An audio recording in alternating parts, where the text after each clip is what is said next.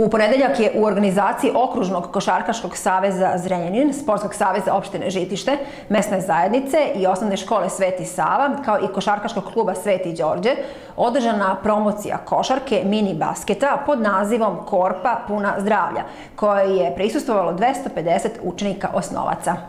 O suštini ove akcije govorio je Miodrag Ličina, generalni sekretar Okružnog saveza. Ovo je jedan projekat koji je u praksi prisutan na ovoj teritoriji već 2 godine. Radi se o mini basketu, odnosno o uzrastu dece od 1. do 8. razreda osnovne škole. Kao što sam već naglasio, ovaj projekat kod nas u realizaciji već pune 2 godine, gde smo mi u projekat uključili, odnosno uključilo se oko 250 dece. Ovo sada što radimo u Žitištu je promocija ovog projekta.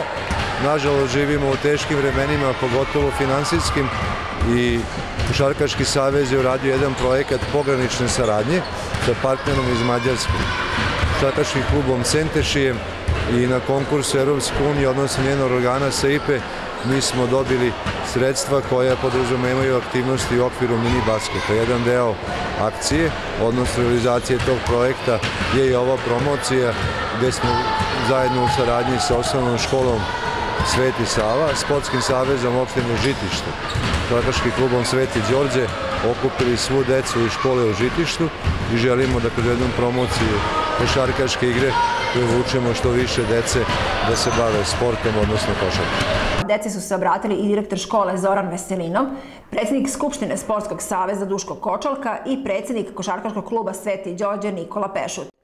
Ovo je praznik sporta za opštinu Žitište, pogotovo za mjesto zajednicu Žitište.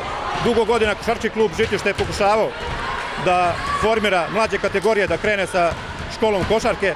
Napokon smo uspjeli uz pomoć Okružnog košarkaškog saveza. Ja bih se zahvalio svim sponzorima koji su omogućili ovu akciju. Nadam se da će biti velika masovnost i da će Žitište postati prepoznatljivo i po mlađim kategorijama, kao što je prepoznatljivo po seniorskoj ekipi košarkaškog kluba Sveti Đorđe.